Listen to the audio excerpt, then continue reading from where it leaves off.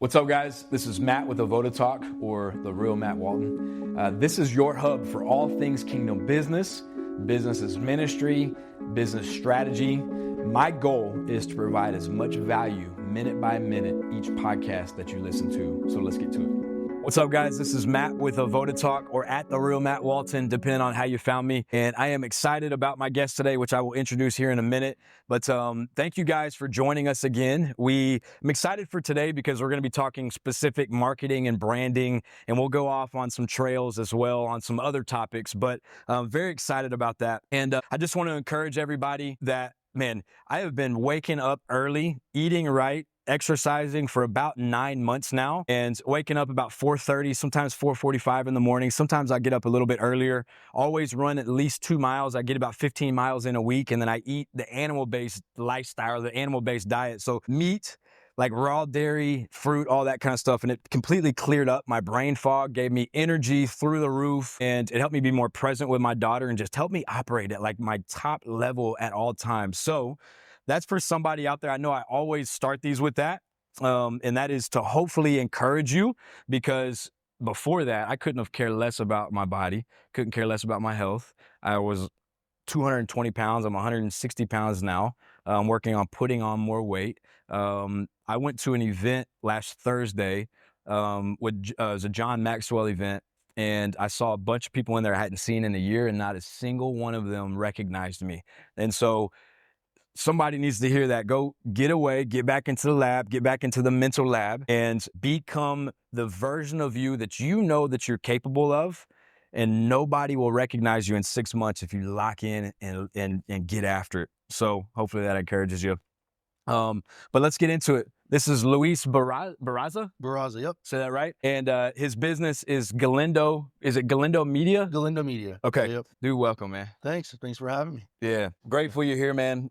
Me and Luis, we met at it's a founders league. It was a pickleball league, and for business owners, investors, founders. And me and Luis met the very first day. And one of the things that I really, I just thought was awesome was how cool you thought my product was, and like how we use our business, and the impact and all that kind of stuff. Because a lot of times I can tell people and, just kind of, okay, cool, kind of keep moving. So when you have somebody that aligns on that, because I know you're doing a lot of similar things. And so 100%. I'm excited to get into some of that today.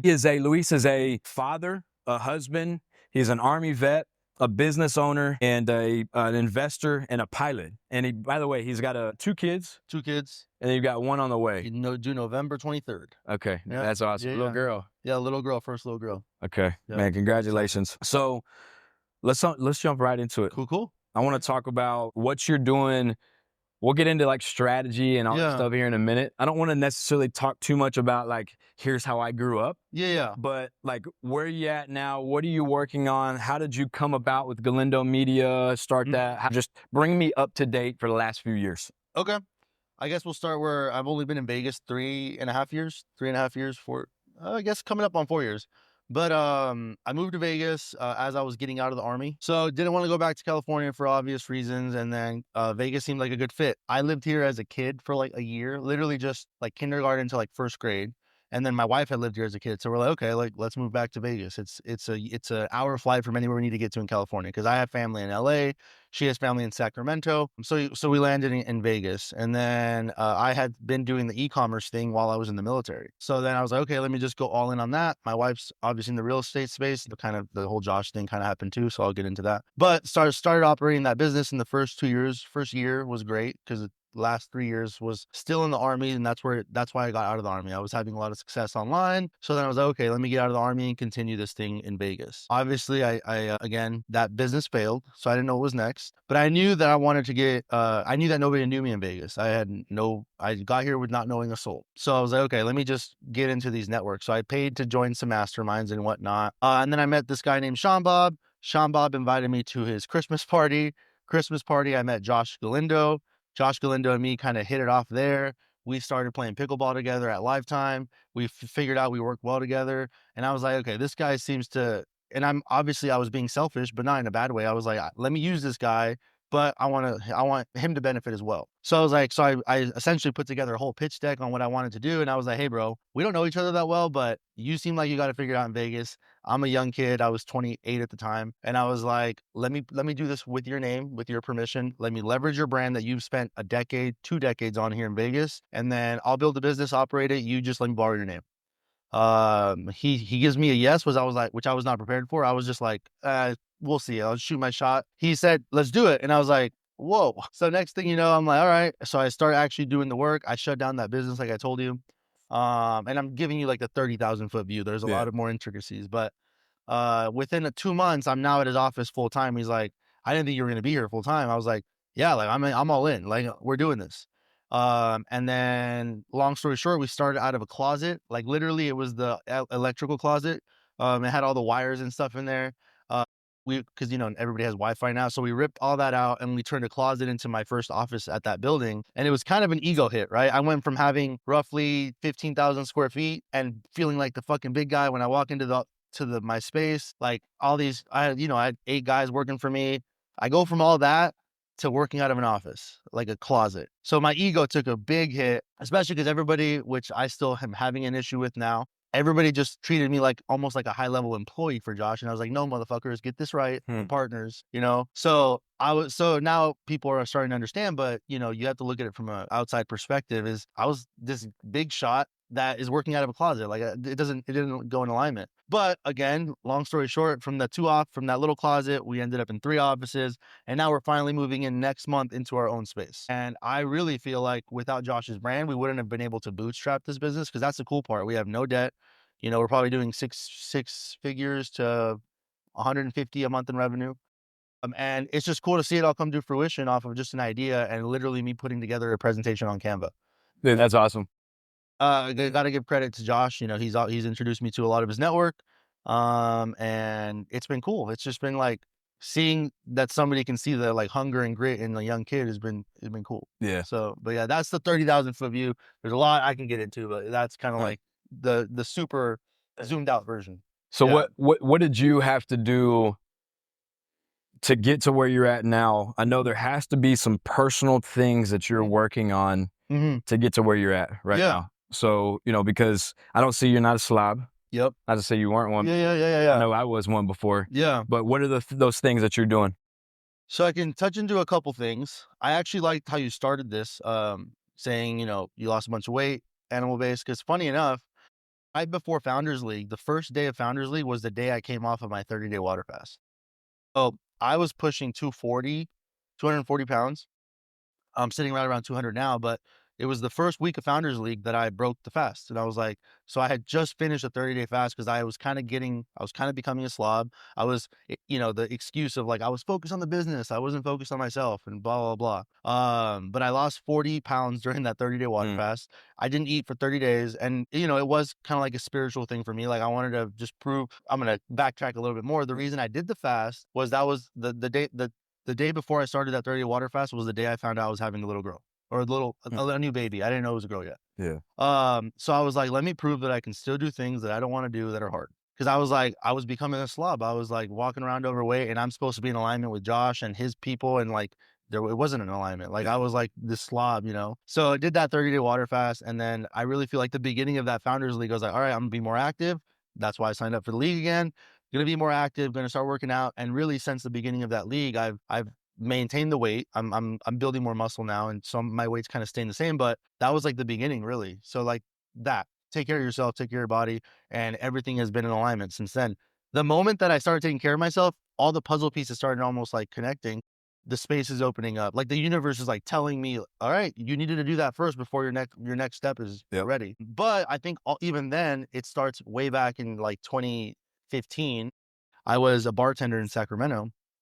And I was like, kind of going through the motions, just waking up, taking a couple shots, going to work and, being buzzed all day because that was the life. I was crushing it. I was making like great money at the time, but it was all going back to the bars. And I remember it was like, kind of like I make if we get to know me, I make a lot of sometimes good, sometimes bad, split second decisions.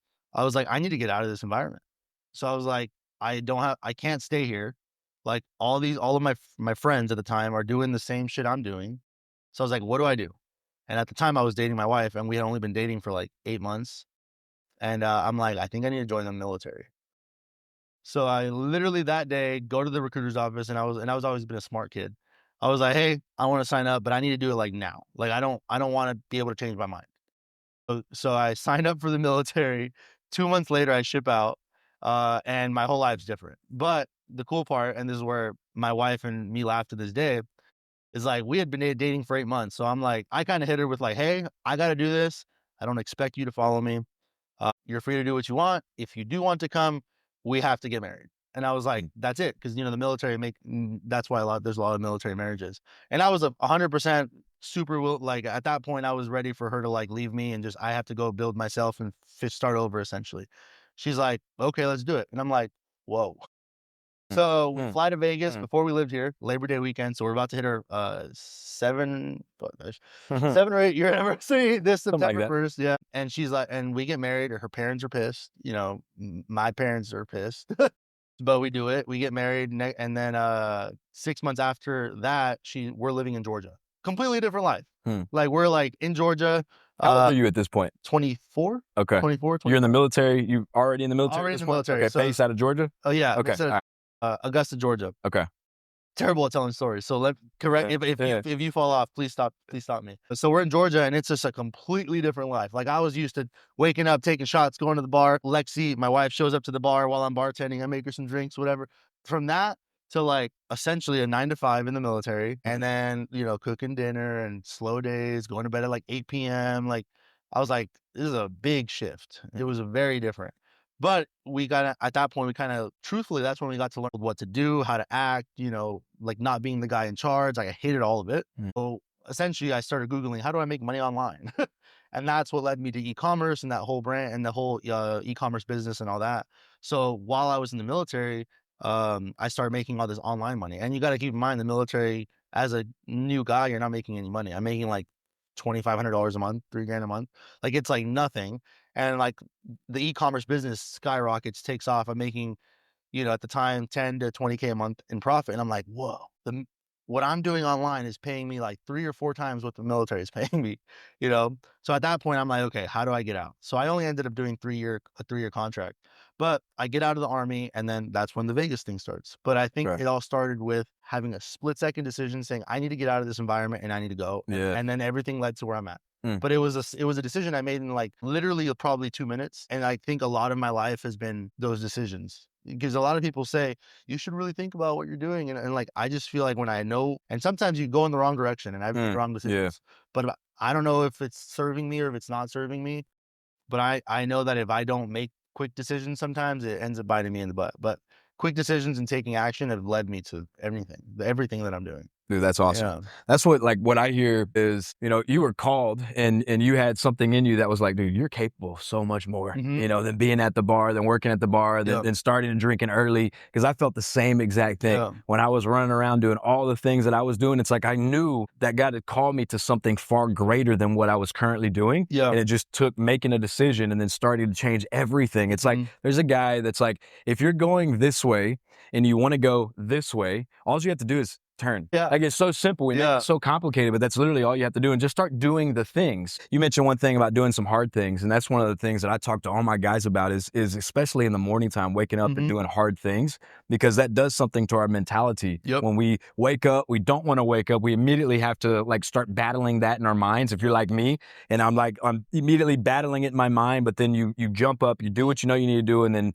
then you're, next thing you know, you're running it around the neighborhood. Nobody else is up with you, but you're doing that with your daughter in mind, with your kids in mind, with your future in mind, with all your people in mind, knowing that like, if I don't do that, then I am the ceiling to my business, and it just creates this ceiling that nobody can grow past. But if I'm constantly growing, it gets into this law of the lid that John Maxwell talks about, where just imagine a jar that has a lid that just opens up. And when you're constantly growing, it's that lid that doesn't contain the items that are within it. And so that's what we do as leaders, focus on our growth, because that takes the lid off of all of our people and allows for them to grow and grow into their full potential. Have you ever heard I don't know, I can't quote it exactly, but it's like, you as a leader, your dreams have to be big enough to fit your team's dreams in. Dude, I talk, dude, You know, yeah. was my wife repeated that the other day because I was that's what I always tell people is dream big enough that your dreams, that everybody else's dreams fit inside. 100%. Yeah. Dude, so that like ecosystem about, dude, that's that right there. Like literally everybody's dreams and visions can fit inside of that. Yeah. You know? Yeah. So, yeah, I'm all about that, man. All right, so I want to get into just some, like, I want to talk about your business model. I know, so you do media, events, branding. Let's start from a high level, then I want to get pretty close, but I want to talk about what does that business model look like? How do you get clients? And then we'll go from there. Yeah. So I guess where do I start? Our business model, I would say 80% of it is on a retainer model. Okay. So small and starting to go towards bigger business. A lot of smaller businesses where we started, our retainers are anywhere from 3 to 10K a month, depending, what you need. And we're probably sitting around 30. Honestly, it fluctuates so much. Let's just say 20 to 40 clients a month. So again, and then we do a lot of a la carte stuff, which is event coverage and just media production, corporate interviews, all that jazz. Yeah, I mean, it's based on retainer model, and then it's all based, it's primarily social media right now. We're starting to like get into the ad space and the website space. So we have an in-house developer, all that good stuff. But it started with, because I'm not the smartest guy.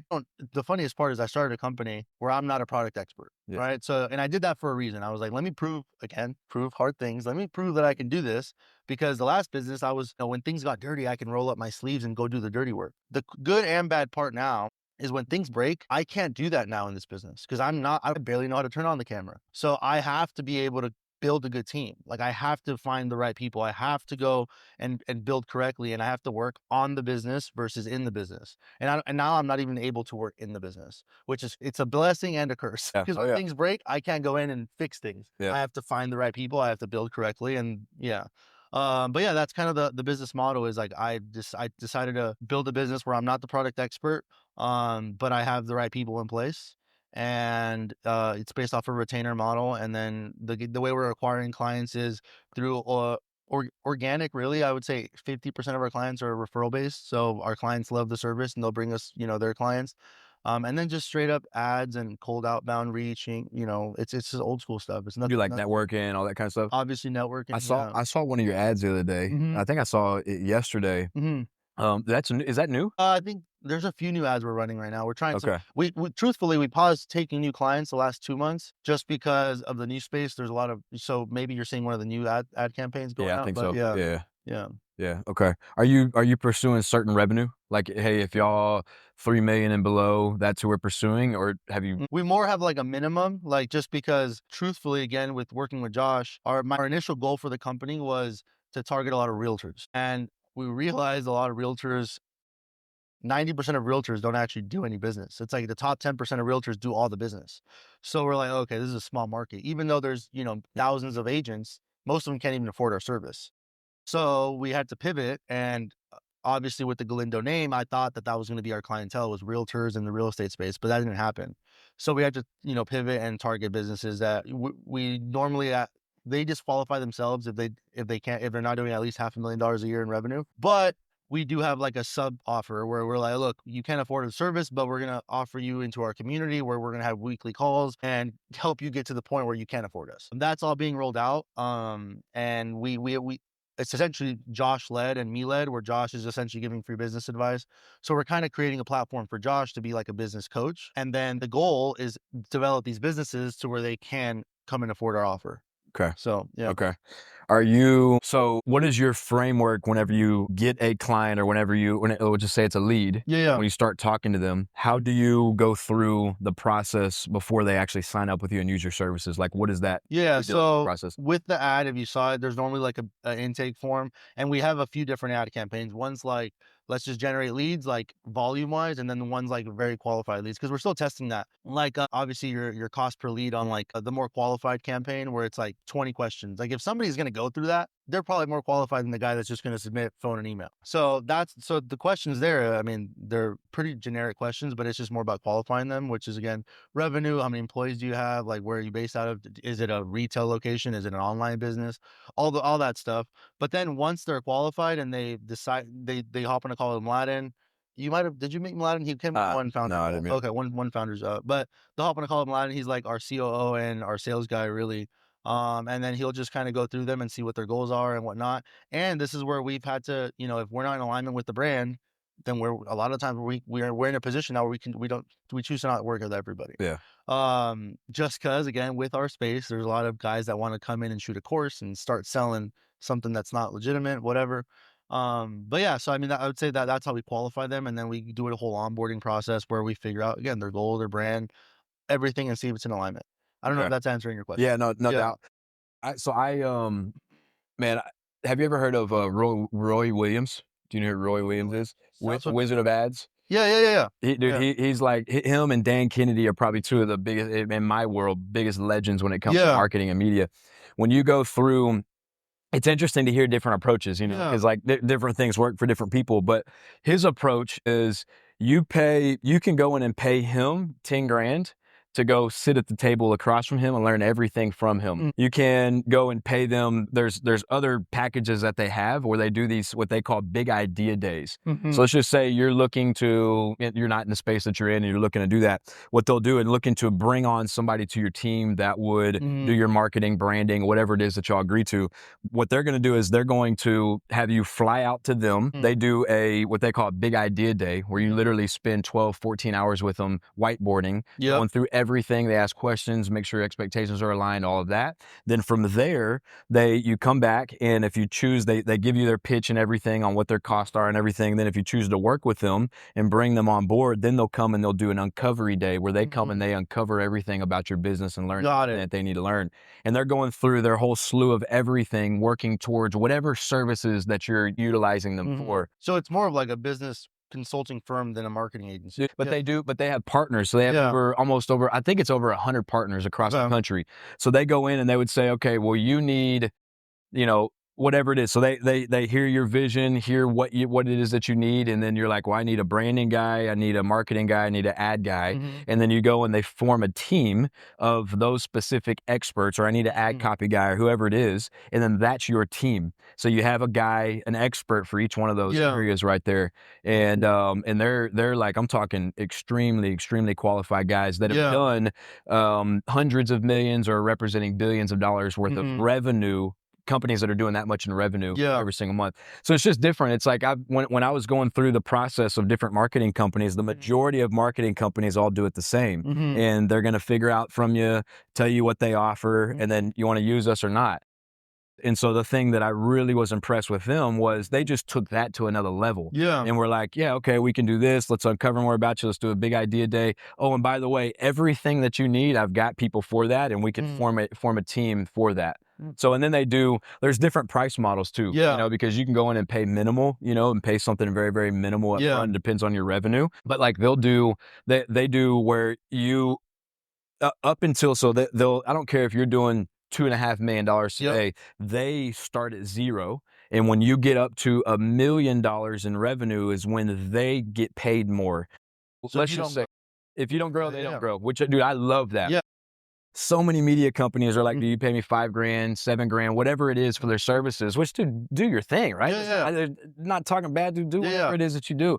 But they grow with you. And so you pay a minimum upfront cost, and then you just pay that monthly cost right there. But what they do is then they'll go back, they'll take my strategy, vision, everything, and then they'll go in and they'll just apply that to, their full strategy that then they come back and pitch. And then they've negotiated billions of dollars worth of like TV ad, whatever it is, and so then they don't take a cut on those ads, which is another thing, because most people are going to take cuts on it. Most companies cuts whenever you go to radio or TV. And so they don't do any of that. In fact, it will go directly through the company. They'll negotiate it, but then you pay the media company directly. You don't pay them.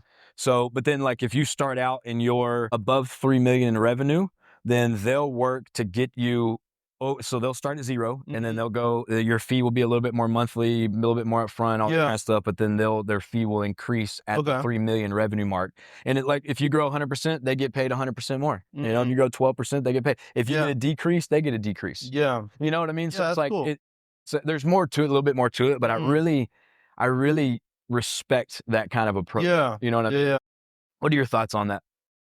the funny part is like we have I feel as if I have a pretty big vision for the company, because my goal is to get to the point where we're more taking equity positions in the company. We're kind of Yeah. become an acquisitions Yeah. company.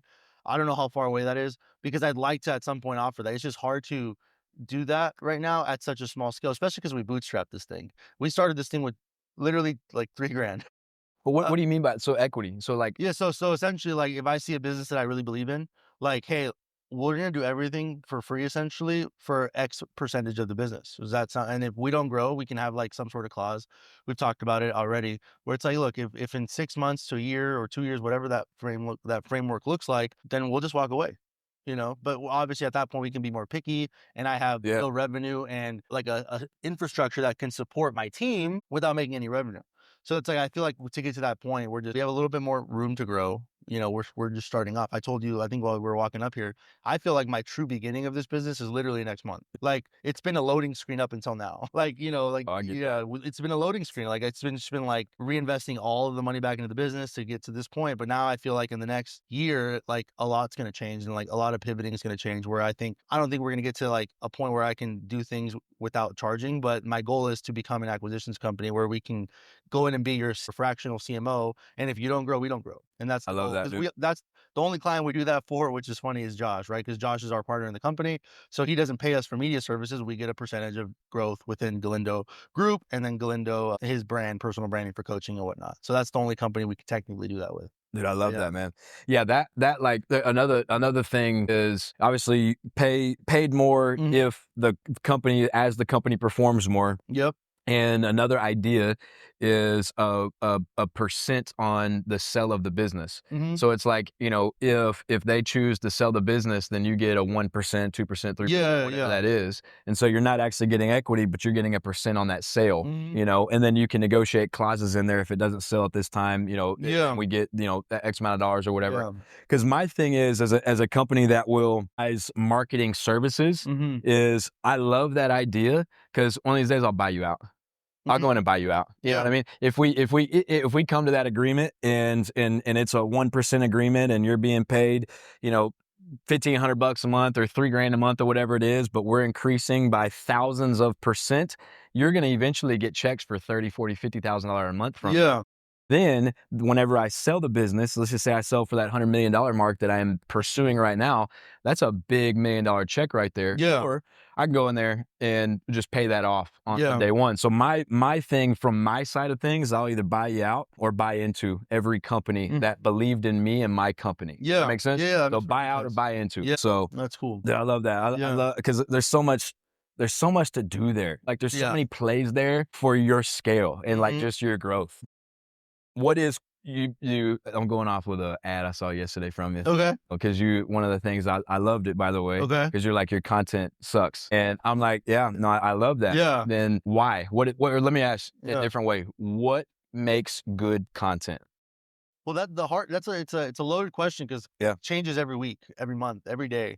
And it's you don't want to say the simple answer of like, oh, you just got to follow trends, because that's what every marketing agency is gonna say. It's like, oh, you just got to get views, you got to go viral. That's what they all say. And it's like, I think it depends on the business, and that's where we have to like figure out like what is your goal as the business, and your content can suck for you, but not suck for another business. Yeah. So, for example, we have like a big dental company that's our client. And at the beginning, they were like, "Hey, like we're not getting any views.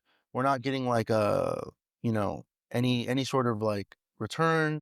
And then all of a sudden, 2, 3 months in, with the same amount of views, nothing's changed. Like their sales have like doubled. And then they're like, it's brand recognition. It's just trust.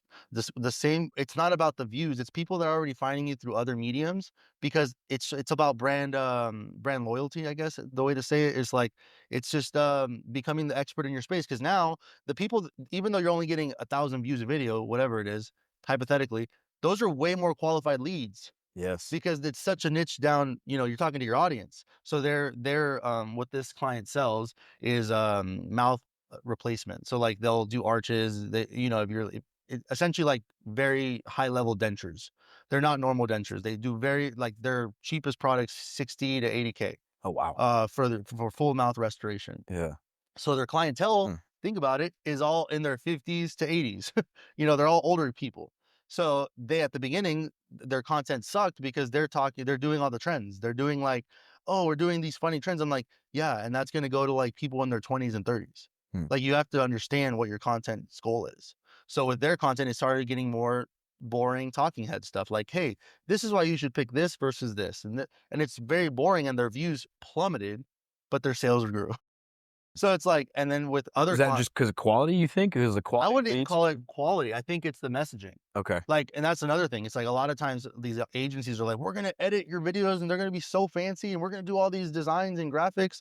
It's all about messaging. Like, because their messaging just it got fixed essentially. They were messaging the wrong people, which you still gotta have a little bit of that virality. So you do the trends, but you make sure that a lot of your content is just educational if that's the goal, to educate the consumer. And think about it. There's no 50 to 80-year-old scrolling on TikTok and, and Instagram. So why are you making these trendy videos? Just to get more followers on your freaking Instagram? You don't care about followers. You want money. You want leads. So I think people's content sucks because they're creating the content with no purpose. They're creating the content in search of views, virality, and shares and more followers, which is the wrong goal. So people's content sucks because they don't know why they're making the content. Yeah. No, I love it. What Yeah. do you think about each platform, different approach on each platform? So when I look at like Instagram as an example, it's a commercial basically, so it should be a commercial. Now you're going to see a complete revamp in every single social platform that I have in the next couple of months, and including radio, website, all of that, kind of going to the next level. You get to a point where you're doing a strategy and you're like, okay, the strategy is way outdated. Now it's time to go to the next level on the strategy. So one of those things is right now we're on Instagram, Facebook, TikTok, YouTube, and it's saying, okay, I don't need to be on all of those. I only need to be on one, maybe two of those. And I'm actually going to change where YouTube is geared towards gaining trust and a lot more long form content. And then post maybe twice a month, maybe. And then you can always do shorts and all that.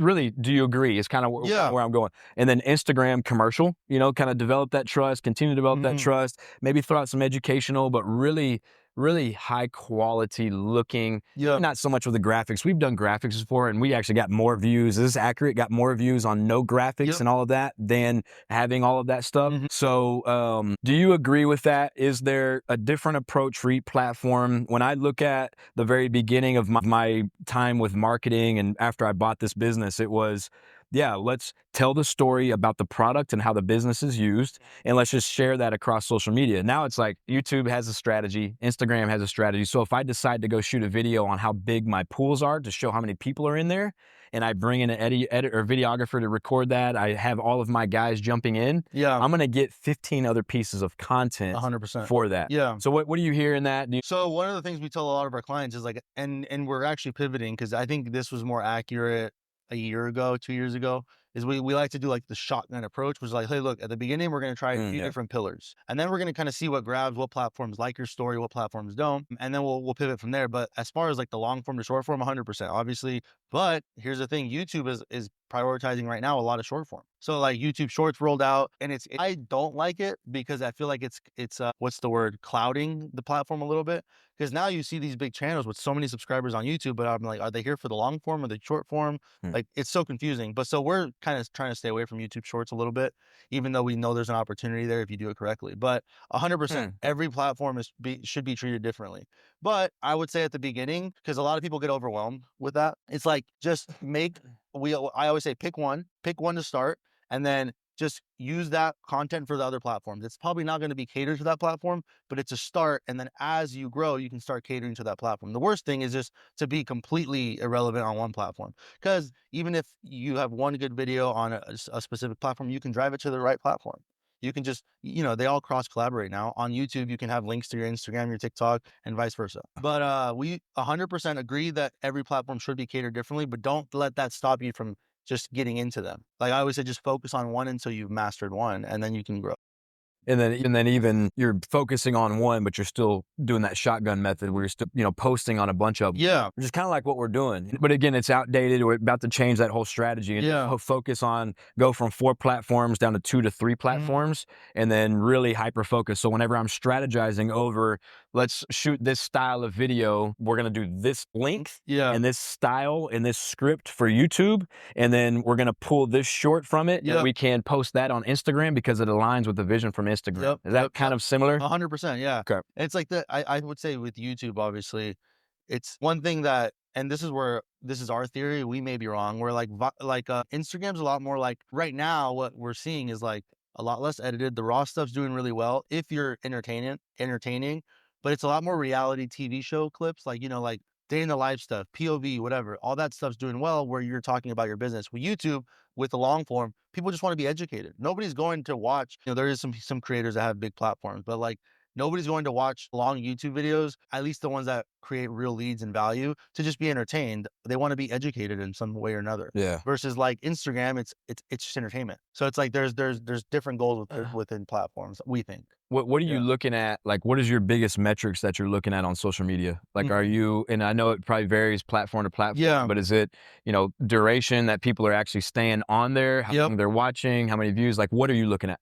Biggest thing right now for Instagram, shares is it's important, especially with our clients. And that's when when you're on a trendy video, right? You're going to get shares, because the funniest part is everything gets recycled, which we don't like. Like you see one trend, next thing you know, you've seen the freaking kid lately. Like, Oh yeah. everybody's doing that. Yes, you get views, but it's like, okay, great.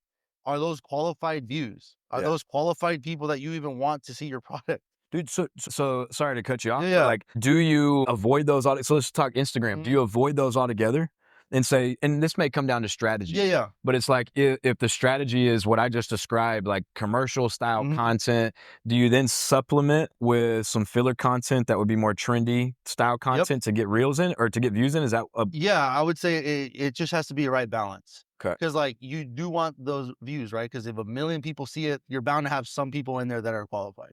But you don't want to only do that trend. You still want to have content that's educational on your platform, or else people are not just going to scroll you and just watch trends. Like they'd rather just scroll their For You page and watch trends. But there's a lot of social media managers now that they just go and do all the trends with their clients, which is great for views and maybe even followers, but mostly views. Most people aren't going to convert to followers from that, but you're still not educating your ideal client. So it's a mix. So we usually say 80-20. It's like 20% mess around, have some fun, let's do some trends. 80% should be educational, should be like, why should you work with me? Who is Matt? Who's Luis? Just tell like even personal stories, like educating people, whatever. It should be a lot more educational than entertaining.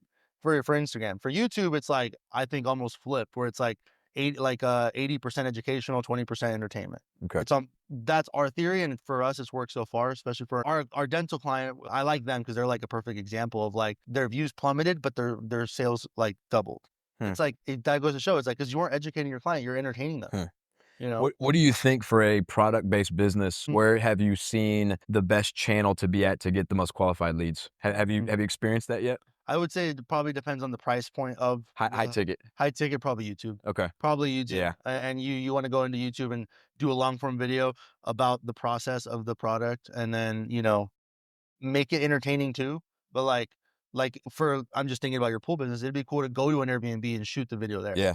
Like versus like in the warehouse, because people want to see the pretty, like that's where we're struggling even with Josh's brand, because Josh is it's real estate, right? So with his high ticket product of houses, it's not as flashy because he's in the mid price point for homes. He specializes in houses from 400 to 800,000, which in Vegas is like pretty mid. Versus like all these big creators on YouTube that are in real estate, they're all selling the premium luxury products, and it's just not our niche. But so it gets hard to sell it online. But with you, I think it could be super entertaining because people, container pools, that seems interesting. I know I've for sure watched videos of container pools just because it was entertaining. It was on my page. So I think it depends on the product, but 100% YouTube for a high ticket. Like you have to. Low ticket, I would say like even super low ticket, TikTok. TikTok shops we have one client who they don't have like per se a specific product they manufacture, but they're like a drop shipper. And they'll find little $5 to $10 products, and you can set them up on your TikTok page where we can go and create a little video for them, and they get freaking tons of sales at $5 to $10 products. Back in the day, we had one guy, this was before I was in the space. I had a friend who was selling fidget spinners. Remember those things? Oh yeah. Yeah. Oh yeah. Dude, made millions off of fidget spinners on TikTok. Wow. And Instagram. But and Instagram Shops kind of failed, but it was supposed to roll out. It just never did very well. But TikTok Shops, low ticket. And then Instagram, they have products on there, but we haven't seen anybody do really well there in terms of like Okay. selling merch and whatnot. But YouTube for sure. Okay. Yeah. Awesome. Yeah, there's like so much content that I'm about to get into, where it Yeah. shows like day in the life content of the guys back in the back, actually my days, but also integrating Yeah. all my fellas back in the back, Yeah. highlighting their stories. I already do like story highlights of the guys, but really showing them in their element, working back there. Yeah. More of that, you know what I Yeah. mean? So not just so much interview B-roll, but like interview, hey, here he is doing the job. It'll be Yep. educational. There'll be a multi-purpose behind that, but it'll Yeah. be shot as like a reality show. And then I'm gonna more than likely do a few episodes, see what kind of traction that gains, with the goal of getting qualified leads. Like, Yeah. the goal isn't necessarily get big followers and all of that. It's just getting Mhm. qualified leads, and then the followers would be a precursor to that. Precursor, if that's a Yeah, right yeah. way to use that. And then do a backyard transformations. Oh, So yeah. do like full videos. Like we'll get drone shots of the 18 wheelers going down the mountain. Yeah, in that'd Red be Rock, cool. getting to the location, and then we'll do a full backyard Yeah. transformation. The biggest thing with YouTube though is the video can be super great, just make sure the packaging is correct, Okay. which is like title, thumbnail. Like sometimes the greatest video won't do well just because you have one wrong word in the title. Like even again, going back to Josh and a couple of our clients, like we've launched a video, it was like reality type show, and we changed one word in the title, and the video's already been out for 3 days. And we're like, it's just not getting the traction. We know it's a good video, what's going on? We changed something in the title, we changed the thumbnail, boom, the freaking video explodes. Wow. So it's not always just make sure your packaging on YouTube, I would say it's 50% of the work. So, dude, then going off of that, would you recommend doing multiple posts for just about every post and split testing them? Yes and no, because then you're contaminating your Okay. data. Yeah. Because if it's the same video packaged differently, YouTube's gonna know because YouTube's algorithm is transcribing the videos because they have the caption. I got you. It's like, hey, he posted this video twice. Yeah. And you're packaging it differently. But the cool thing is now YouTube's letting you split test thumbnails, which is cool.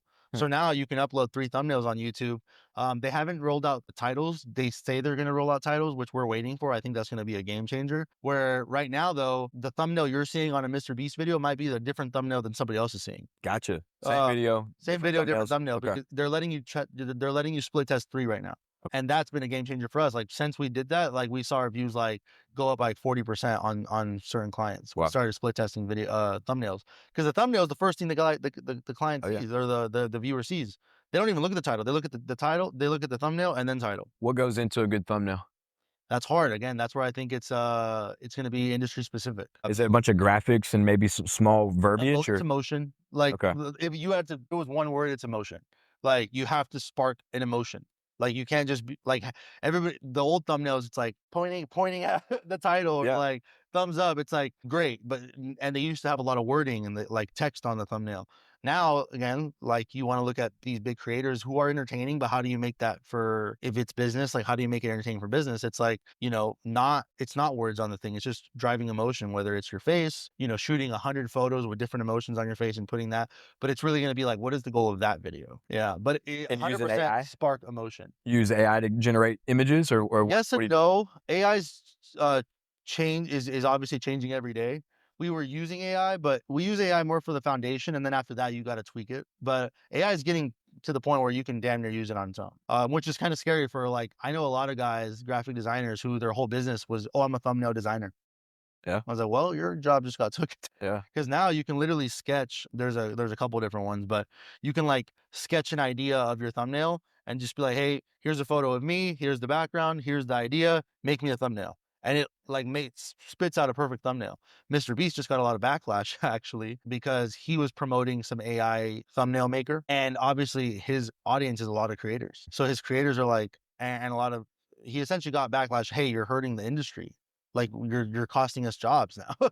So he had to go in and be like, no, I think is a fake apology, but you can never know. He essentially went in and apologized. Hey guys, I actually really like working with thumbnail designers. They have more creativity than AI and blah blah. And I'm like, I think that's just his way of covering his ass. But that goes Yeah. to show that if he was promoting it, there was some belief behind it. Yeah. Like but you have to be careful with promoting AI right now, because when you're at that level, because you can kind of piss off the wrong people. I got you. Yeah. That's what, like for me, thumbnails, you talk about emotion, and some of the ones that like I click on are those that do just that, man. Like I think for me in my product, it's like it's showing like an awesome pool with a house in the background, maybe some kids jumping in or whatever the purpose of that video is. Because I know when I'm watching like Christian content, or if I'm watching like a preacher or something like that that's coming on, he's talking about maybe like the demonic realm or something like that, and he has some images that portray that. Yep. Immediately, it sparks an emotion, and then I click on that video. What about titles? Are you like emotion or emojis, like using exclamation points? Like what is That's where creates the you best have to title? be paying attention to keywords on YouTube, and there's like a couple tools.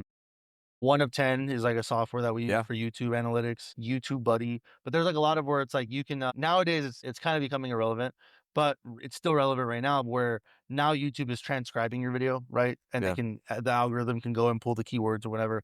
But it used to be that you just have to pick the right keywords. And it's like, for example, that video with Josh, right? The one that I told you we changed a few things and it skyrocketed.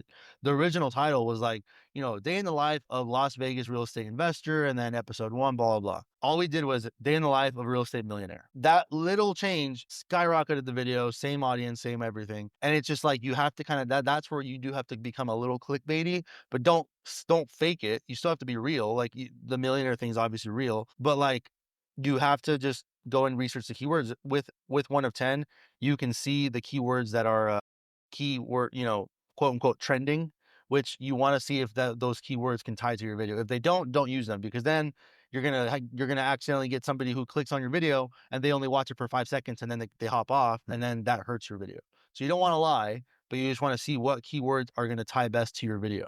Okay. Yeah. Are you hooking at the very beginning within the first minute or so? 100%. And then, so are you showing the end, like maybe you're representing a restaurant and you're doing a video on this dish. Are you showing the dish and then doing the video? Yeah. You always want to kind of show tell them why they should stick around to the end, right? Like I think it was like 6 months ago, AI has been a trend topic for the last year, year and a half, like really trending. But one of the things, and we stopped doing this because everybody's doing it now. But when you start a video, it's like, hey, we're going to give you 5 different ways to use AI, blah, blah. Number 5 is the most important, so make sure you stick around for that one. And people would still stick around and you would see the view times get affected. But yes, you want to just tell them what's at the end and why it's worth staying. I wouldn't necessarily show the whole picture at the end, but tell them why they should stay to the end. And the ones that do stay are going to be the ones that are most qualified. Because again, I don't think none of us care about how many views our videos get. We want leads, we want people who are qualified for our product. Yeah. And that's where I think the industry has manipulated like the desire of even the consumer, because the consumer doesn't want, the business owner doesn't know what they want. Yeah. They all want views and followers and trends. It's like, why? Yeah. Yeah. No, exactly. It doesn't make any sense. It's like, it's so frustrating because unfortunately we get judged. My business gets judged on like, oh, these are their clients and they're not even getting that many views. I'm like, well, is the goal views? Seriously. Ask them how their business is. Yeah. How was it since I started working with you? How have things increased? We're looking at revenue that increased. So I want to pivot just a little bit. Sorry if sometimes I like am answering a question and then I have another thought and my brain goes there. And my brain. You're in the right place. Okay. We rabbit hole the trail all the time. Yeah. You're good. Yeah. So one of the things that I'm doing right now is like looking at marketing as a whole, from TV, radio, mailers, organic, SEO, website, social media, everything we're talking about. So that's a lot. Pay-per-click. Do y'all do that? Is that something that y'all do, run ads? And yeah, we do internally for a few clients. Like I said, 80% of our business is content, 20% we're starting to here's my thing. With the business, I don't want to scale. And this is, maybe I'm a young guy and I'm still learning. I don't like the idea of scaling vertically in this model because content is hard to keep our average churn is 6 months to a year, right? Because a lot of people don't see the ROI because, oh, well, Wait, say that one more time. people don't it's hard to like convey ROI with content Okay. because they don't know that the sales are directly coming from us. Hmm. But some business owners get it. They're like, well, since we started doing this, the revenue's grown. We can't really track it because we'll have tracking links and whatnot. But a lot of the times nowadays, people are smart. They're going to land on your Instagram. They're going to see your stuff. They like it. They're going to go Google you. Yeah. They're going to find you another way. But we won't be able to track that client came from us. So it's really hard to track organically content. So I think that the best way to keep these clients long term is to start scaling horizontally, which is like, okay, now that we've mastered the content, now we can start running into, I would say for like 30 to 40% of our clients, we're running their ads now, at least meta ads, not necessarily Google. Google, we're only doing for 2 clients. But again, we're very picky with who we're doing it. We're doing it for a dermatology clinic in Mexico City, and then we're doing it for the dental clinic. Yeah. So like, we're very specific on who we're willing to run PPC for, because again, we don't even do PPC for Josh because real estate leads are so expensive. Where it's like, Josh, you have a big enough brand where you don't really need to do PPC. Let's just focus on your branding and let's do PPC, but for Galindo, for your keywords that you own and the branding that you own, not real estate. Because a freaking lead on Google right now for real estate's like upwards of $400 to $1,000 per lead. Yeah. And you're looking at what, 1 out of 10 leads to close. You're looking at $10,000 to close maybe a $20,000 to $30,000 deal. Yeah. That's not the greatest return. It's terrible. It's just it's industry specific. We'll do it. Yeah. Dude, I lived that, man. It was costing me $6,000 to acquire a client doing PPC. So it was a little bit over $6,000, but I got away from that because it was just so much and the return wasn't there. Whereas when I had 2 websites and they were both branded with my brands, and both of them, the second website was like number 1 or number 2 on Google because it'd been around for a while. Schema scores were up. It did everything that you wanted to do. Then because of that, my website was branded the same and just increased in SEO because people were seeing that, not knowing if that was legit or not. So they would research my company, land on my website. So it just helped my scores. When I got rid of that side of the things, my personal website is still performing very, very well and sending me very qualified leads. So it's just interesting because I think PPC I don't think it'll ever go away, but I'm not as excited about that as I used to be. And it takes forever for me personally. I can go run some ads right now, and then in maybe 4 months, I can start to see somewhat of a return. But again, dude, you're $6,000, $8,000, $10,000 to acquire a client on there, and you're paying a ton per click. So your budget is getting eaten up immediately. Yeah. And again, but going back to AI, I don't even use Google anymore. Like, Google was like where you go for information. Like, you want to go and Google, find an article. Now my brain goes straight to chat. Like, I go talk to ChatGPT, and here's a scary part, which, OpenAI is starting to test, OpenAI, the company, they're starting to test advertising in chat. So I'm like, that's going to get dirty. And I'm like, you might have to pay for a monthly subscription. I don't know. I pay for the pro, right? But like for the free chat users, they're starting to test advertising. We've already seen people talking about it. So now OpenAI is becoming the Google, right? Which is good for people who are still older demographic, because they're still going to Google and searching for a company. But we were looking for a glass company in Vegas, because we're going to do a lot of glass at the new space. I didn't go to Google. I said, hey, and because now chat has this deep research mode. I was like, hey, find me the top 5 companies in the zip code that do glass, blah, blah, and then give me the pros and cons of whatever. You have to prompt it very specifically. And that's how I found the company we're going to work with. So it's like PPC and Google, they're still relevant, but like, I think we're so early into the AI world that we don't even realize that AI is going to become the new advertising platform. Yeah. So the moment that they roll out advertising for fucking AI, excuse me, I cuss a lot. The moment that gets rolled out, I'm already like, we need to be on that. Yeah. Like, if chat is going to start advertising me, great. That's where you just got to get to where the audience is before the audience is there, and then it's all what is it called? What year was it? It was before I got into business, but like, if you were early to Facebook ads, you were crushing it. Right now, be early to fucking AI advertising, because they're so cheap right now that they have to make their money advertising. That's how all these companies make their money advertising. So I think that what's going to happen is Google PPC is going to get cheaper, but that's because there's going to be less results, because people are going to be using chat and AI, and the AI platforms are going to be advertising. There'll be a little sponsored thing because of legality, so you'll know that it's an advertisement, but you'll still land there. I'm curious if like SEO will start to be less of a thing. Yep. And we literally were talking to an SEO guy yesterday. He's our in-house guy. He did come to one game at Founders. Milos, you probably didn't meet him, but we were like, dude, like SEO is like, yes, it's still relevant, but we see it slowly dwindling away just because of AI. Unfortunately, fortunately, however you want to look at it, I think it's if you place your business correctly, you'll be fine. Obviously, yeah. I like what I see is, because I agree. Yeah. I'm seeing that. I'm hearing that as well. Mhm. But I think that your SEO is important right now. Your Google My Business is super important right now, and the content on social media is super important right now.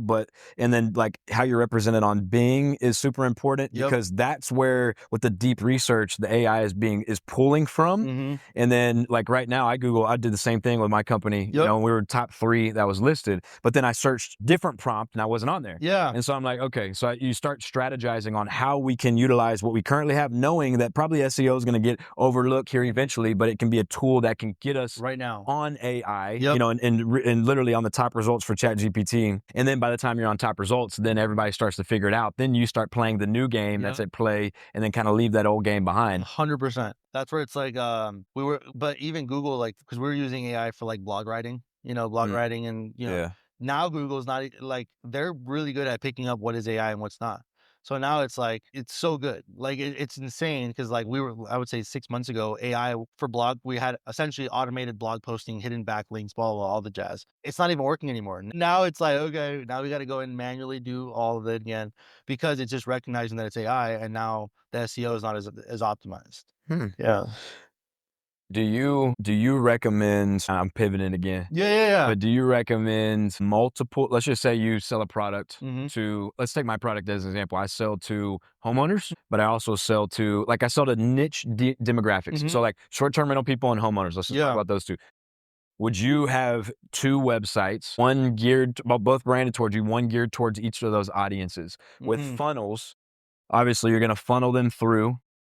That is going to ultimately, well, they're not gonna funnel through to the main website. They're gonna Yeah. stay on that website, but all the information will be geared towards them, or Mhm. having one website, drop downs, different pages for your different demographics. See, that's funny, because I'm having that battle with myself right now with the new space, because we think, because it's almost like a new business, because with our new space, it's gonna be like studio rental, like Okay. renting studios like this. Yeah. So we're like, shit, like, are people gonna get confused, because we're targeting right now as a marketing agency, we're targeting businesses and trying to film remotely and this and that. But with our new offer, or side by side offer, we're gonna have this new offer. So we're like, do we do Galindo Studios and Galindo Media, 2 different websites? Or do we do Galindo Media with a drop down that's podcast production and this and that? So truthfully, I don't know the answer to that, but I think, from what my gut's been telling me, I think you keep one powerful brand. But because at the end of the day, if you're driving the traffic to the website, you can tell them to land on the landing page that's for them. But that's where my gut's telling me, especially with because I'm dealing with the same dilemma right now, where our offer is about to be kind of, I keep using the word contaminated. I don't know if that's the right word, but it's a different offer. It's like it's essentially like a side. It's like I said, we're scaling horizontally, and now we're starting to have different audiences, and I don't want to confuse our original audience. Yeah. So it's hard. But my gut is telling me, and this is what Josh told me too with his brands, keep it one powerful brand. Okay. Yeah. It's really good to know. Yeah. I am, because I'm kind of on the fence on it, Mhm. and I Yeah. know, like, the way that I probably will go about it is, because this is, we have different businesses and different Mhm. kind of products, and I'm gonna more than likely try 2 to 3 different websites. I'll let you know the data. Yeah. We'll see how that works. 'Cause Yeah. I'm gonna have one geared towards short-term rentals, one geared towards homeowners, and I may even have one geared towards contractors. That's still something that But are they gonna be the same brand and different websites, or completely different branding? So I haven't gotten that far yet. Okay. So I think it's gonna be the same, like, it'll be underneath my umbrella, contain your pools, but I don't know if it will be, that's still up in the air, right? So will I go in and do maybe like short-term rental and rename that, and obviously have a whole Yeah. brand around that? Yeah. Or will it be the same brand? I don't know yet. I don't know Yeah. yet. Because that's where, again, SEO gets into play, right? And then that's where it's like, I don't wanna make okay, my brain's going. We were thinking about doing a rename for Galindo Media, and we still are thinking about it, but, you know, with SEO, a lot of these other marketing agencies in Vegas are like, "Oh, Las Vegas Studios, Las Vegas marketing agency," because SEO, it helps. But we're like, "Okay, are we gonna lean more into the brand?" Because I was like, because when you're talking about putting together a different websites, I would try it out. STR pools, whatever. And then one that's like not geared towards them, and then see if the SEO helps. Cause we think it does, but we think it's also temporary. So we're like, I think it would benefit us in the short term, not the long term. I got you. So I think we're going to be, which is the first time I'm saying this on camera. Josh wants to honor my name on the company. So I think we're going to just try it. We essentially have 2 iterations that we're going to do. We're going to just do Galindo Barraza, which is GB Media, because then it kind of takes away from Galindo, because I think Galindo's name has done everything it can to get us to this point. Now it's like, can we sink or swim on our own? Because I don't want to keep piggybacking off of his brand. It's not dishonoring him. It's just now we're together. Because it's truthfully, I get treated a lot as like a high level employee versus the owner, because it's Josh's name on the company, which I've never had an ego play with it. Josh is like, look, man, we're going to be doing this new space. Let's try this. If it doesn't work, we want to go completely away from our names and go and do what you just said and try a generic name that's like a marketing agency, whatever, like something that has nothing to do with our names. But we're going to try it in iterations, not at the same time. Yeah. Okay. Stuff's fascinating, man. Yeah. Like, I love it, because it's like a lot of it is we go off of what we know has worked in the past for others. We apply it to ourselves. We look at the data and then we make it work for ourselves, and everything is changing. So we're always having to go to the next level. It's such an integral part of any business, you know, like mine. Like, it's not my business, but it is my business. Yeah. It's a huge part of my business. And 100%. without it, this thing doesn't do what it does. Yeah. So what about, I want to go down to like ad copy and all of that. And then we'll start to wrap up. Yeah. So do you have ad copywriters? I know you mentioned a second ago about using ChatGPT for some of that stuff. What's your approach? Yeah, I mean, so I'm not the expert here, but I'll explain it from the way I understand it, because I'd have to have my guy answer that question for you. But we do have a copywriter. She actually was working for Ryan Pineda before. Yeah. You know who Pineda is? Oh yeah. Yeah. So and she was working for Grant Cardone before she was working for Ryan Pineda. So she's helping us with our ad copy freelance. So she's not in-house. She essentially freelances. So we'll give her our ideas with chat. So I'm like, hey, this is what we came up with ChatGPT. Like, can you tell me what would not be good here? And then she'll essentially go and fix it for us and then do it that way. Truthfully, I don't think we have enough of a need to have her fully in-house yet. And she's so good that now everybody's trying to like scoop her, where like she was working full-time for Pineda and Cardone before that, where I think she's seeing that she has leverage now. Because when you're good at copy, and again, we don't know how long copy is going to be important for with AI, but right now it's still relevant. So she's essentially like proofreading our copy that we are generating with AI. And then she's going in and fixing it that way. And then Milos will handle he'll ideate with chat and our in-house team, get her in for a new client or a meeting, and then go that way. Okay. That's what we're doing now. Okay. So so you know how I use my business, you know, for, you know, hiring the guys that are in prison and on the streets, you name it.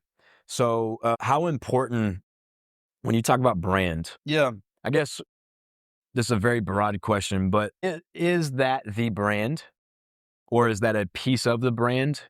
What makes up a brand? And then how do you tell that story? Yeah. How do you approach that? I remember we talked about that at Founders League, because I remember like, why are you talking about that online? And you said you are slightly, but in my head, I feel like that's how you lead the vision. I think that'd be, from an outside perspective, I thought it was cool as hell. Like, I was very like, what? Like, that's so cool. And slight side tangent, I took a little bit of which it backfired, but I took a little bit of that, like, I want to help somebody. So we actually had, this is a side story and we'll go back to that. I took in this guy and I gave him a place to live, condo, like one of my condos that was sitting empty, hooked him up. He kept making the wrong decision. Long story short, I had to fire him, and now he's still living in my condo. But so maybe this is a question that I want to spin back on you, is like, how do you know when somebody's actually going to change? Because I feel like I tried to help somebody and it bit me in the ass and it hurt the business and blah, blah. But to kind of answer your question, I would say I would want to lead with that. Like, have testimonials of the guys. This is working at container pools has changed my life. Boom. Like, that's the hook.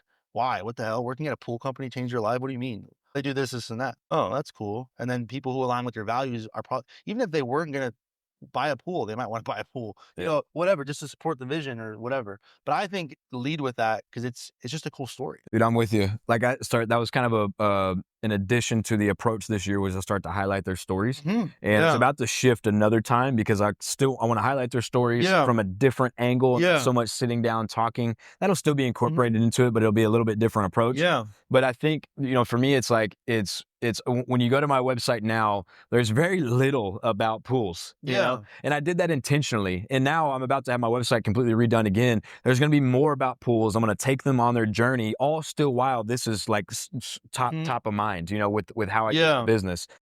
Because what I noticed before I had, at the very beginning, whenever I got here, whenever I bought this business, I was doing all the sales and doing everything. Now my wife will handle the bulk of the sales and I'll come in and kind of close them and we'll piggyback.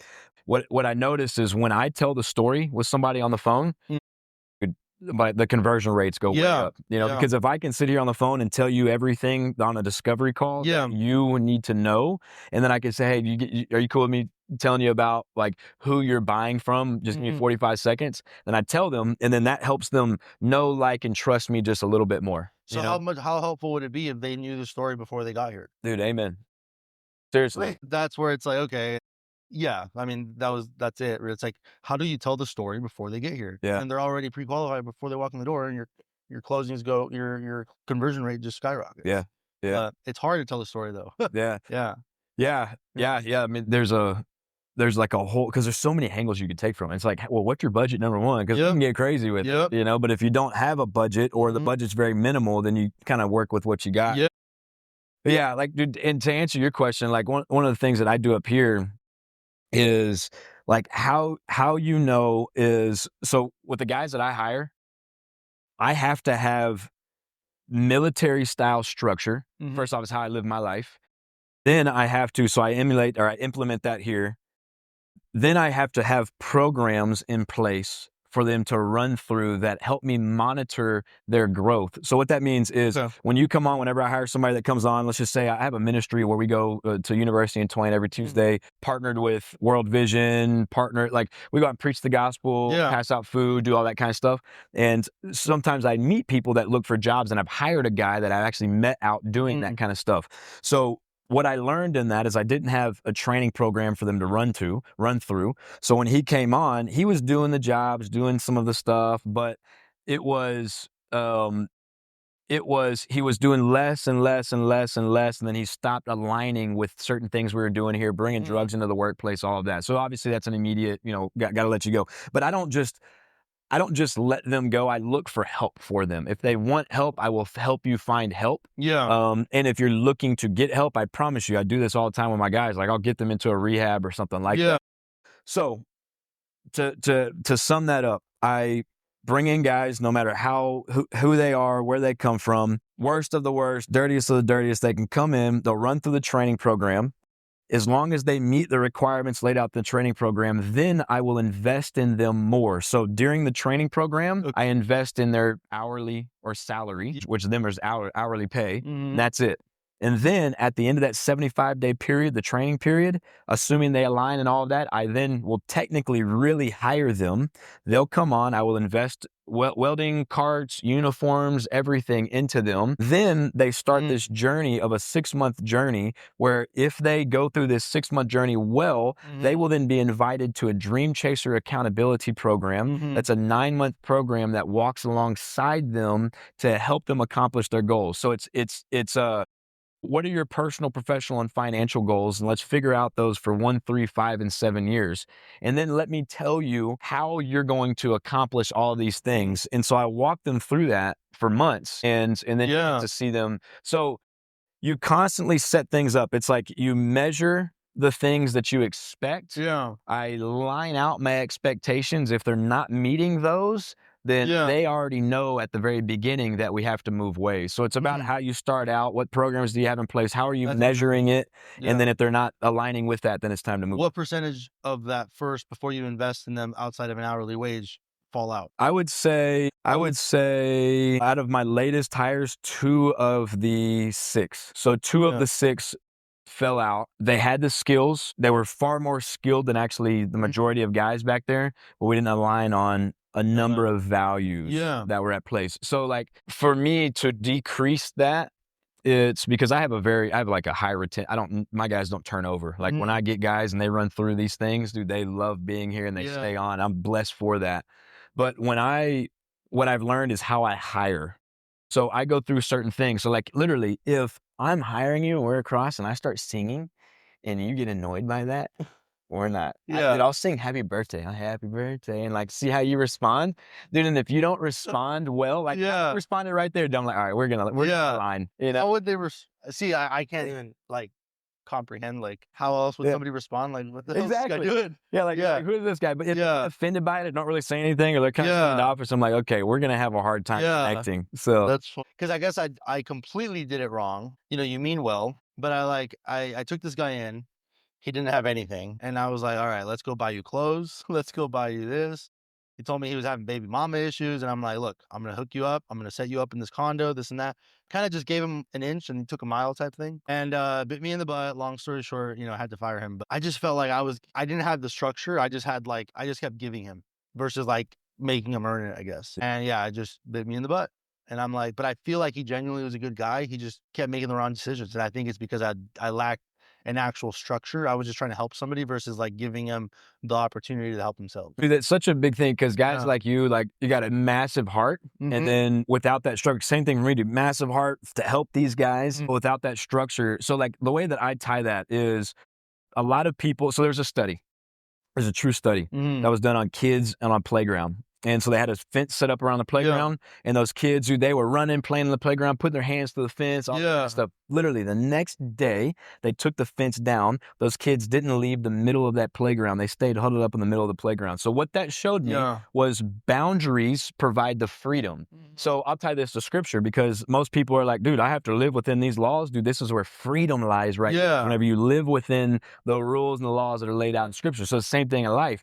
So that's the approach that I take with my guys back there is, dude, I want to help everybody. I can't help everybody. So, but those that I can help, if you run through this program well, then you're going to be with me in 10 to 15 years. And not only that, there's a good chance that you'll be a part owner because a big goal of mine is to create at least 5 millionaires whenever I exit for 100 million plus. Yeah. That's a big goal of mine. So it's like I plan on giving up percentages of my business to my top people and the guys that helped me get to that point. And that goes for everybody. I don't care if you came off the streets and you were hired and you were doing grunt work at first and all of a sudden you elevate and now you're leading the shop and doing different things like that, but you have an opportunity to come on as an equity partner, as maybe a part owner, or maybe you get a percentage of the sale. Because what that does is that's going to align our values, and now you're going to move at the same pace that I am. And as quickly as I can get other people moving at our pace, whenever we're owners of the business and operating it, the better. That's so funny because like sometimes founders get so irritated. I just feel like I feel like he's just not working as hard as me. Of course he's not. He doesn't own the thing. Seriously. Like, you got to give him a piece of the pie. So it's like,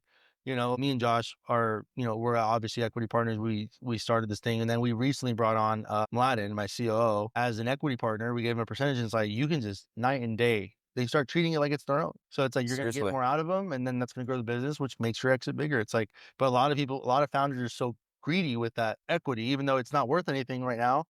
And then it's like, well, have you ever heard the analogy? It's like, would you rather have a grape or a slice of a watermelon? Yeah. It's the same thing. It's like, dude, you make other people bigger, you're going to be bigger. Seriously. Yeah. But I've learned that recently where I was like, I don't want to give up percentage. And then I'm like, well, I guess he's going to work harder if he did. And 100% night and day. We're like on the same page of that because as quick as, because like I had to battle that too, because I'm like, dude, this is my company and I'm the one that blah, blah, blah, blah, blah. You start going through all those thoughts and the pride, the ego that comes with all that. Yeah. And then you're like, but the goal is to get to this point at this time here. So what's the fastest way that I can get there? And I know for me, it's surrounding myself with smarter people than me. For me, it's giving up a percentage equities, percentage of the sale to certain people, bringing on hiring from top down instead of from bottom up. Now you have to hire bottom up, at times to get work done, but hiring from top down, making sure that those you're hiring from top down are aligning and are the experts and make you feel dumb whenever you're around their presence because you're going to them. Hey, it's kind of like the way you answered me earlier. I got to go to my guy. Dude, I love that answer because a lot of business owners won't have the gall to say that because they want to know everything. 100%. When somebody like me, I see right through that and I'm like, dude, I know you don't know that. Yeah. Why don't you just say you don't know that, but this person does? Yeah. I think of like Henry Ford. Dude, I don't know if you know this or not, but Henry Ford was being sued, and he was going through a lawsuit. This is like way back in the day. Yeah. And they were suing him. I'm going to butcher the story a little bit, but for being dumb. Yep. Literally, they sued the guy for being dumb. So as he was going through this whole thing, he was sitting in court, and they were asking him dumb questions to get his response. And they asked him a question that had nothing to do with while they were in the middle of the lawsuit. That had to do with soldiers going to battle. Yeah. And they were like, "Do you know how many?" I don't remember the exact question, but you know how many people got killed in battle? You know, and he's like, "Well, I don't know the exact data to answer that question, but I have heard and I do know that less people came home than went." And so they continue to press him, which is like a good response. They continue to press him.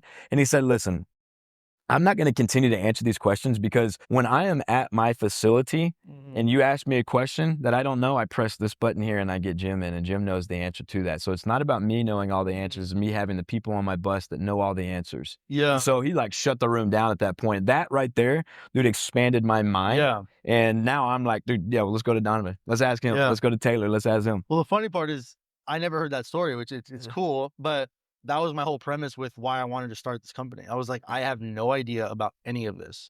Like, I just need to be a good builder and everything will happen. Like, again, some of the questions that you asked, I'm giving you my POV, but like, if I had my guys in here answering them, they'd be completely different answers. Yeah. So I might be wrong, but it's like, and it truthfully bites me in the butt sometimes. Because of who I am, I'll go network and I'll say this and that. The company or the client sits down with my guy, and they're like, "What the hell did you tell him?" So it's good and bad. So I think I have to obviously understand it to a basic level, but I'm definitely not the product expert. Like, and the joke I always tell is like, I barely know how to turn on the camera, guys. Like, I'm not the guy to answer that question. I have to redirect a lot of it to my guys, but I did that at the beginning intentionally. And again, it's pros and cons. I didn't want to be in the business. I was like, because at the warehouse, when shit got ugly, the only people that suffered was my family, because I had to roll up my sleeves and do the dirty work, which meant I was working 12 to 16-hour days. Yeah. And now I can't do that. At 5 o'clock, my guys leave, and I'm like, I have to be a lot better about building the right team, because now my family gets to have me home at 5:30. And since that, it has been that. Yeah, there's days where we got to put in longer hours, but in like the grand scheme of things, like, even though now that I'm not the product expert, I'm in a better position to lead. Dude, so yeah, I think one of the biggest lessons that I've learned in the last 3 years, because I just moved here 3 years ago too. Huh? You know that? Yeah. Houston. But came from Texas. I left from El Paso. That was my last station. Drove through El Paso coming up here, ate that Whataburger like right on the border there. Yeah. You know? That's funny. And then came up, went through Alpine, Arizona, like went through, stayed in the beautiful cat. It was awesome. Yeah. It was awesome driving. I'd never been to El Paso. Yeah. Everybody tells me it's not really Texas. It's like pretty much New Mexico. Yeah. We're even on a different time zone. Oh, do you really? Yeah. El Paso's like the only little piece of Texas that's on the Central or Mountain Time. Yeah. Okay. Yeah. Okay. But anyways, yeah. That stuff's so confusing. Yeah. It's just to manipulate and control. Crazy. All right. So we'll wrap up. Cool. One more, dude. I've got a lot of stuff because we started to really get into it. Yeah. We'll have to do this again. When we get our new space open, like because my goal is to start shooting my pod again. So you could come check out the space and we'll shoot a pod over there. Love to, man. Good. Love to. So 2 questions. What are you a reader? Listener for sure. Not so much a reader. I was a reader, but then I discovered audiobooks. Yeah. I freaking love audiobooks, but yeah. 100%. What one book that specifically geared towards marketing and branding that most people don't know? Anything come to mind? The Brand Story. The Brand Story? Brand Story. You're talking about with what's his name? I don't even remember, but it was a recent listen, but let me look it up. It's The Brand Story, I believe. But there's a Story Brand. Is it Donald Miller? Is it that one? Yeah. Building a Story Brand. Building a Story Brand? Yeah, Building a Story by Donald Miller. And there's a great podcast on or not even a podcast. Caleb Ralston. Do you know who he is? No.